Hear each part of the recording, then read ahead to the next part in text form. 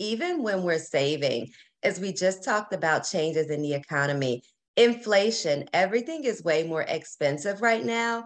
And so many people, especially I know teachers, especially during the summer, if you have an opportunity to earn extra income, I encourage you to do so, right? Welcome to the Teacher Money Show, the podcast dedicated to helping teachers navigate your unique financial challenges and unlock your financial superpowers. I'm your host, Shaun Morgan, a full-time teacher.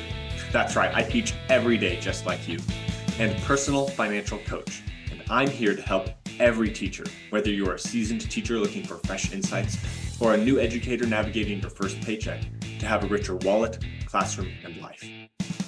The contents of this podcast are informational in nature and are not legal or tax advice, and neither I nor my guests are engaged in the provision of legal, tax, or any other advice. You should not act upon this information without first seeking appropriate advice from an accountant, financial planner, lawyer, or other professional.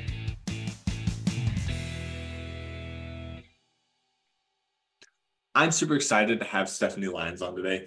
She is a certified financial education instructor and founder of Masterpiece Financial Coaching. She is a financial services professional with decades of experience in business and commercial banking, finance, and payment with global Fortune 500 companies.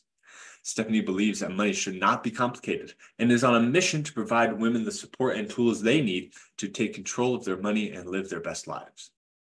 Through one-on-one coaching, group coaching, and financial literacy workshops and speaking engagements, Stephanie helps her community shed the shame and guilt around their finances and to instead focus on healthy spending so they can accomplish their goals. Stephanie, welcome to the show. Thank you, Shaun. I'm so happy to be here. Thank you for having me. I am so happy to have you here as well. It took a few back and forths for Stephanie and I to figure out summer schedules. You all teachers know what that's like. You have your schedules throw out the window during the summer. So it's just been quite fun to be able to finally have Stephanie on. I'm excited. It was great to be able to get this scheduled. So I'm happy to be here and happy to just kind of weigh in and share my thoughts today. So Shaun, thank you. Yeah, I can't wait. So, this is a teacher financial show and you aren't a teacher, but what is your experience with teachers and teacher finance?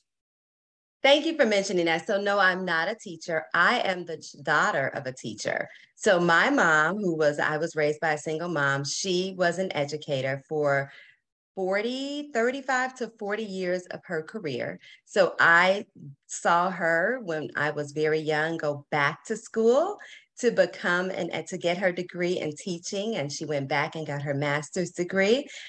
So my experience with teacher and teacher finance is really through direct observing of her, right? It's no better way to be closer to a teacher than with a parent. So I observed her throughout her career, just really engulfing in the profession. She's retired now, but I spent a lot of time with her in her classroom, setting it up. She's from the generation of writing down the lesson plans in the book. So I remember Sunday sitting with her while she was writing her lesson plans, and I've graded my fair share of papers or two throughout, especially when I was in high school. Also have many friends today who are teachers and ironically somewhat in the education field, whether teachers or educators or administrators. And so through those experiences, I've just kind of seen a lot, learned a lot about how teachers manage their money, observed a lot, and really have had now a lot of conversations with teachers about money management and how they can better manage their finances. Awesome. So we don't have a novice here. We have someone who has rubbed shoulders with many a teacher, knows what they're talking about. So just want you all to know that Stephanie is not just coming in and telling you what to do, but she knows, she's got that experience. And what we're going to be talking about today is how to prepare for the summer months as a teacher. There's different things we need to be aware of as we have those summer months when we're not technically working. And we want to make sure that regardless of your situation, you're prepared for that. And we're going to have this episode released right at the beginning of the school year. So that's the time for you to be getting everything set up and make sure you're aware of and moving into the right habits throughout the school year. So that way you are ready for the summer months. So Stephanie, let's say that a teacher is just starting at a new school. What should they be aware of in their contract, financially speaking, when it comes to those summer months? Great question, Shaun. Couple of things. So I think there are two ways what I've learned that school districts are paying. So they can either spread your pay out over 12 months or some are 10-month employees. So the first thing is to understand what the pay cycle is when you're discussing it with the HR department. Understand the terms of your contract. Also understand the other obligations that teachers are required to pay for. I'm in the Chicagoland area. Teachers are required to pay into things like a union, and they're required to pay union dues. Discuss those things so that you know upfront, because what your salary and actually your take-home pay might be different. So it's important to understand all of the benefits and the total compensation package that are associated with your contract. So I'll say to new teachers, don't be afraid to ask questions. Make sure that you totally understand the full package. And also, if you know any other teachers, be sure you have some conversations with them so that you can understand the insurance. Is there a pension? The other components of your total pay and that are attached to that contract, so that you are able to really make an educated budget and an educated financial plan in the beginning of your career. It's not just the summer months, but all the different things that come out of it. I remember starting my first real job as a teacher, and I had it's called a paid internship. It's a weird thing they do in Utah where they pay you half salary to be a teacher instead of doing student teaching. And that move into full-time teaching, I moved states, and I was just like, oh, because I'm a full-time teacher and this is my total pay, it's so much bigger. I'm going to increase by like $1,000 a month. But then I got hit by pension, which I wasn't paying as an intern. I got hit by health insurance, which I wasn't paying as a poor intern. I got hit by, all these different things that are coming out of my paycheck. And instead of going up $1,000, my paycheck went up $400. Yeah. It is a painful thing to learn. So I prepared for this larger increase, and I had kind of overextended myself as a result, and then realized that I needed to do something else to make up that gap. So just being aware of what that, like down to the penny, even if you can, I'm sure HR knows what your take-home pay will be. So that way you're not overextending yourself going into that new school. And also just one more thing that, you might not even think about if this hasn't happened to you before, but when does your payment start? I went from one school who was on an August to August schedule, and then moved to another school that was on a September to September schedule. So because my other school stopped paying, like I had this gap month where I was getting paid like at the beginning of August, and then I didn't get paid again until the end of September. And it was a stretch to make it from one to the other. So just being aware of when your paychecks will hit as well is something to keep in mind. The pay cycle is so important, especially you mentioned that transition, because while it seems like it's just a short window, we still have in our lives, right? We have to live during that time. So making sure that you have a plan and that you're aware of that. And you said something else that's key. Our gross pay and our net pay could be significantly different depending on those deductions. And knowing what those are up front can really kind of reduce that shock factor. We're still going to have it, right? Because you're still going to look at your pay stub and say, oh my goodness, what is this? But at least kind of knowing that can soften that blow a little bit, because that $1,000 and getting $400, that's a big difference, right? Especially as it relates to your budget and your expenses. Yeah, awesome. Okay, so let's say that you are in one of those schools that has pay only for 10 months, which it's going away. Not very many schools do that anymore. At least they have an option to extend it over 12 months. But let's say you're going to have that 10-month contract, and you find that out before you get started. You're in your very first month. What can you do? What can a teacher do at the beginning of the school year to prepare for the unpaid summer months? Such a good point. And when speaking with my mom, I remember growing up, teachers, of course, I'm in the Chicagoland area. She taught in the Chicago public school systems. They had, and they use the term deferred comp, which is often part of like an investment package, or, if you work in different industries. But for the sake of this, I'll just share, during that time, the school district would take the 10-month base salary, right, and divide it over 12 months. And they kind of put the money to the side for the teachers And that way teachers would receive paychecks over the summer. It would also benefit the school districts, right? Because they could then get interest on that money that they're putting to the side. So there was a whole system and process set up. Well, they've kind of gone away from that in our area. And so teachers are paid for 10 months, which gives them 2 months of a gap. So they've kind of gone in the reverse over the years, which makes it a challenge because teachers now and educators that are 10-month employees have the responsibility of either one, setting up their own savings plan, or two, kind of figuring out what to do during those 2 months when they're not getting a salary. I think the summer should be an opportunity for teachers to really relax. I have a huge respect for educators and teachers. You guys work hard. I am a coach, a cheer coach for my daughter's youth program, and just the time that I spend with them, 2 hours a day, couple of times a week, trying to teach routines, it is stressful. I often have to go back to my teachers and my educator friends to learn tips and techniques that I can leverage when coaching my youth cheer team, because it is stressful. So I think that the best way is to prepare for that in advance. So as you've mentioned, in the beginning of the school year, estimate your budget, kind of figure out what are your expenses each month, and then base that on, back that out. So how much would you need to begin to save out of each paycheck so that you will have enough during those 2 months that you don't get a salary? There are also presented ways that you can calculate that mathematically, right? You can take your salary, divide it over 10 months, and then multiply that by 12. I'm a math person, so any math teachers, you probably like that formula. But for the sake of simplicity, just look at how much do you normally spend each month. I'll just say, throw out a number. Let's say your expenses are $3,000 a month. 2 months, you'll need $6,000, right? So divide that out over the pay periods. And what I would say is begin to save that amount over each paycheck. So let's just say it's $500. I'm just doing very basic math right now. I would suggest you work with your HR team to automate that from your check into a separate savings account. And if you do that in the beginning, you might not miss it, right? Of course, you may have to reevaluate or readjust your budget. As I coach my educator friends, they'll kind of first gasp and say, wait, what?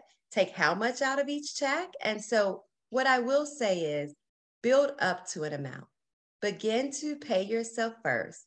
Redirect a portion of each paycheck into a separate savings account, preferably a high yield savings account, because now you can begin to earn interest on the money.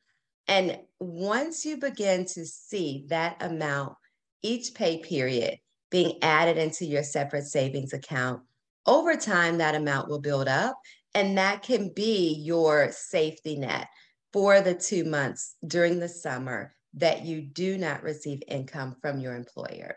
Hopefully that helps. I know that it may sound, for those who may have a tight budget right now, it may seem challenging. You might have to do kind of some readjusting of some expenses to really kind of redirect some money, but it can really help preparing in advance so that you will have some money to the side in the summer. Yeah, so you mentioned putting the money into a high yield savings account. What about investing that money? Good question. So because I look at short-term money versus long-term money. So the best way to think about that is when you're putting money from your savings account to the side for the summer, that's short-term cash. You want to keep your cash that you need in the short term liquid and available for you. When you put it in a high yield savings account, a high yield savings account is an online bank.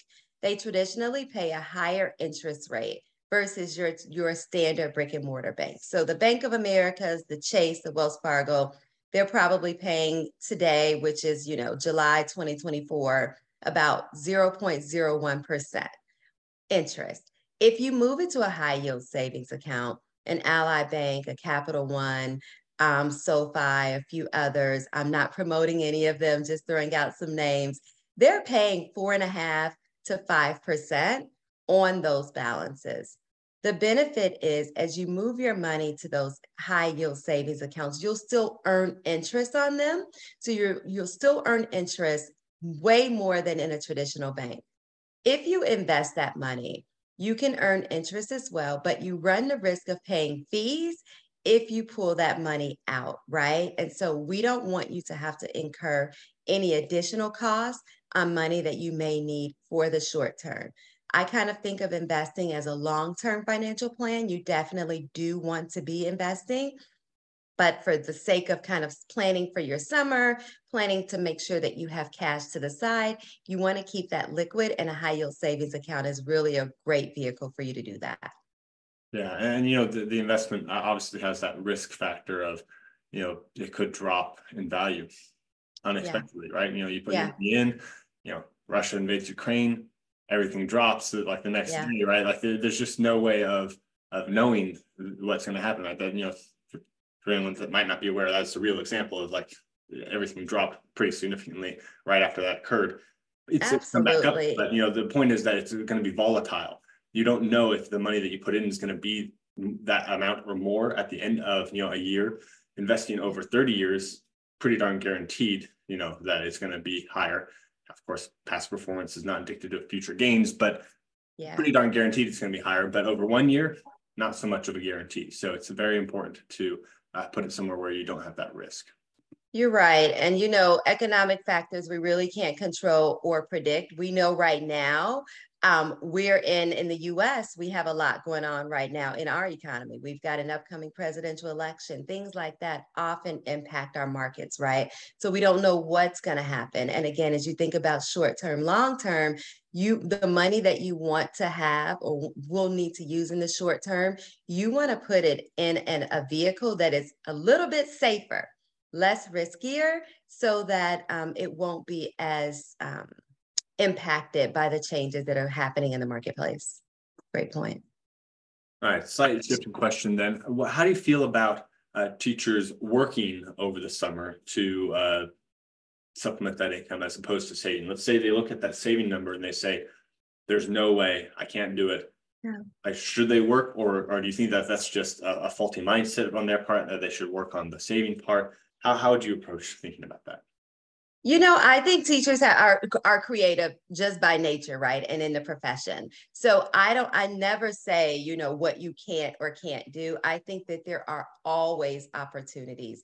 And we were chatting earlier about, you know, side hustles and just looking at different ways to earn extra income, because even when we're saving, as we just talked about changes in the economy, inflation, everything is way more expensive right now. And so many people, especially I know teachers, especially during the summer, if you have an opportunity to earn extra income, I encourage you to do so, right? And there are so many different ways. There's tutoring, there's side hustles. I remember growing up, my mom would work summer school, and she would teach summer school a couple hours a day. She would also, during the school years, teach the different after school activities. And so when you think of teachers and different ways to supplement income, they're not limited to staying in the education industry either. I have some friends that do different things over the summer because they want a break from education. So they do something completely different because they want to explore different avenues. So I'm all for it. I think that saving is important for sure, but also having that extra cushion, having some extra income coming in allows you to also do other things. Maybe you want to travel. Maybe you have a goal that you want to accomplish, buy a home, have a child. And so that extra income could also be a safety net for you for your future expenses and future goals. So I'm all for it. And I definitely think that if teachers want to or feel the need that they need to work over the summer, definitely go for it. Awesome. Thank you. I like how you're saying that. It depends on the person, right? You don't have to do it. You don't have to do it that way. A thought I had when you were talking about that is, if you're doing those after school things, those, you know, little ways to earn extra cash throughout the year, maybe that's what you're going to put toward your summer saving goals. That way you have your base paycheck that you can live on, but then like, okay, I need to, I can work this many hours doing this or that, after school program, put that money toward my summer, and then, maybe just work a little bit during the summer to supplement that. That's kind of like almost like a mid zone between, blowing it all and then working during the summer and just saving and not working during the summer. So it just depends on what you think is going to be the best option for you. And I think also, like, I have a few family members who focus on professional development during the summer. They attend conferences and things. And so many school districts, I know, and again, I can speak to the Chicagoland area, if you work with your administration and they have room in their budgets for those conferences, that is a way for you to travel, right? Do professional development, but make sure it's approved so that you're not incurring that additional expense. So I also think thinking creatively for other ways, opportunities for you to explore, leverage your skills, deepen your skills, and also really kind of do some things that you might want to do. So again, several different ways to make sure that you can achieve your savings goal, have income over the summer, and also feel that you have had some relaxation time. Because again, I think the summer months are needed so the teachers can be relaxed, rejuvenated, and refreshed so they're ready for the next school year. Awesome. That's great advice. Yeah. Okay. Another twist to throw at you, I guess.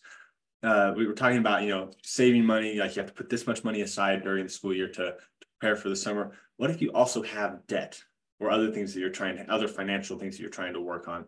How can you balance that?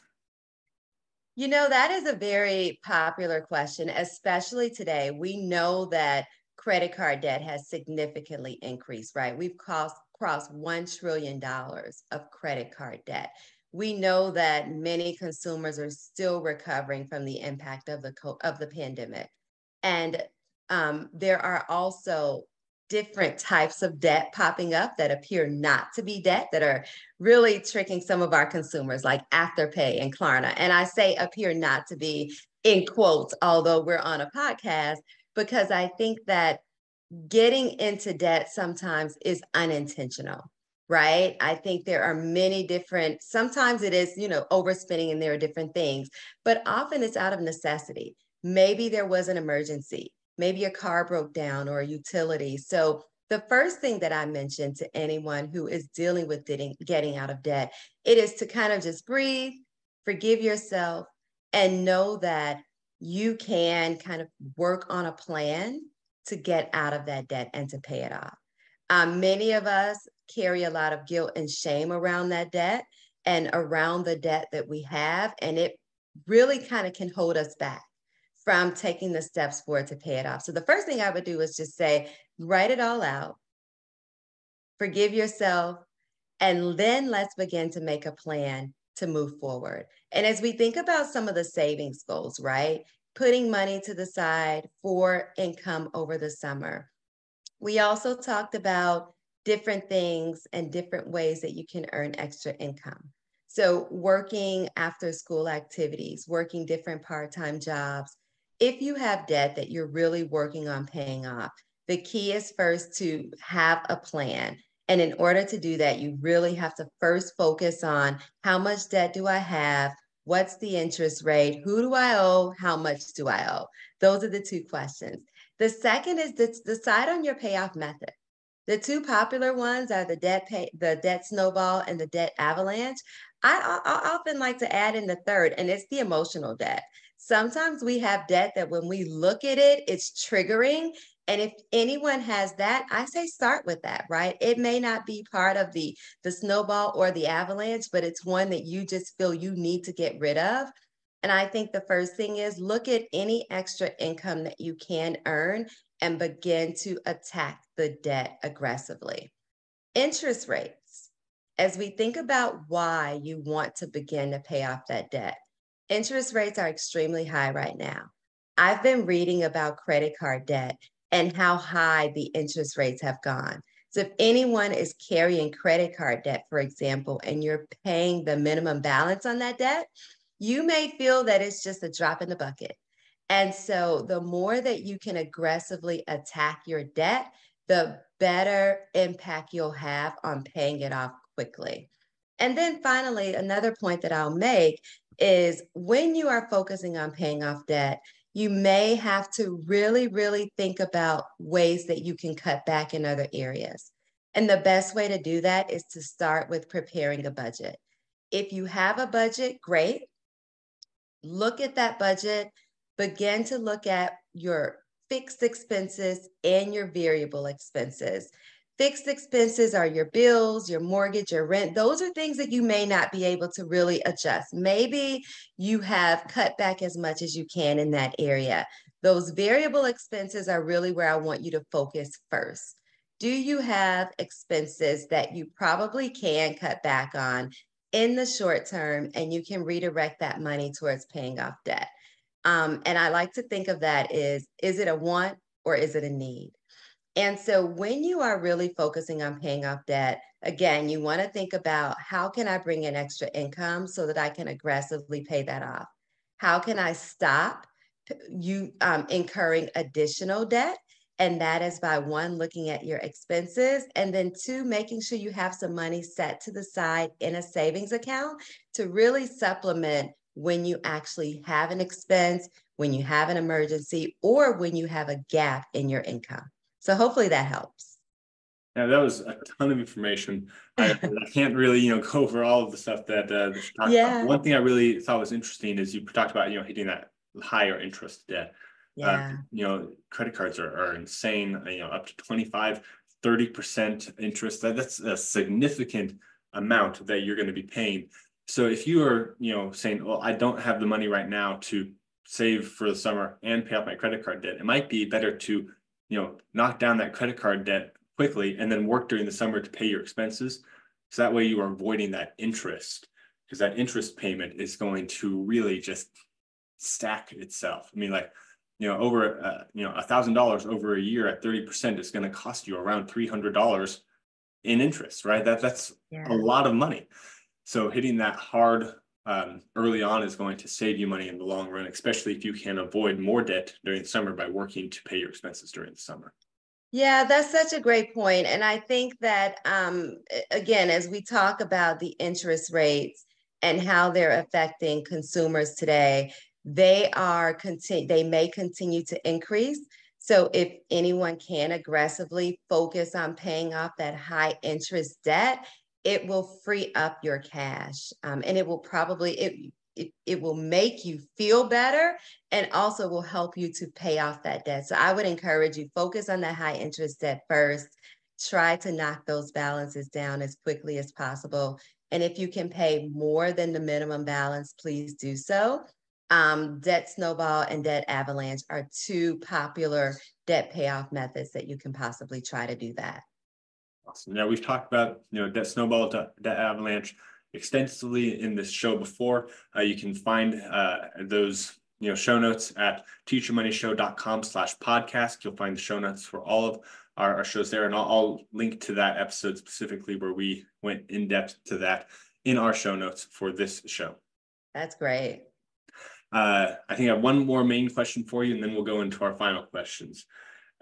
We talked about having an emergency fund, right? That's one of the first baby steps in Dave Ramsey's baby steps, and people talk about emergency funds all the time. How does the emergency fund play into savings for the summer, or are they completely different? Great question. So I think, and this is, let's start with emergency funds first.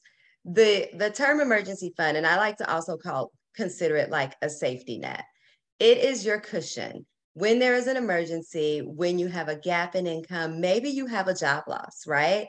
It is there to cushion you and really to help you continue to manage your life. Now, let's think back to COVID.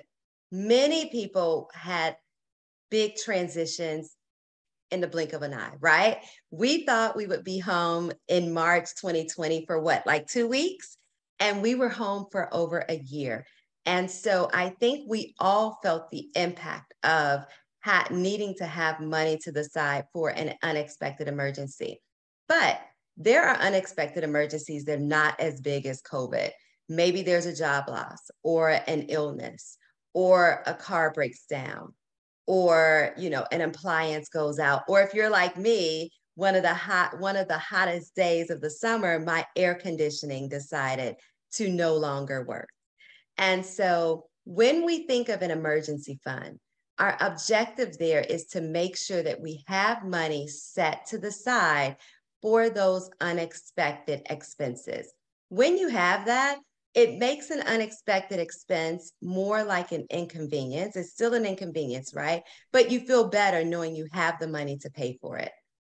When we think about the summer, if the summer is something that we can plan for, I would suggest putting it separate from your emergency fund because an emergency can happen year round, right? If you can build up an emergency fund and save for summer separately, I would suggest doing that.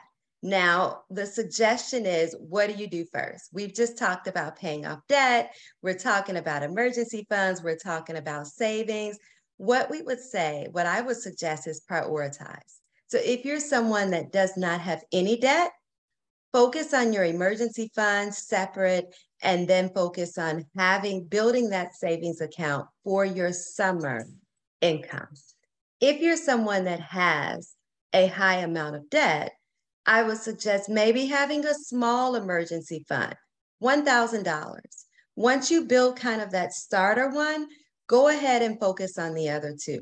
Focus on paying off that debt, put a little bit to the side for your summer, and then think about working during the summer.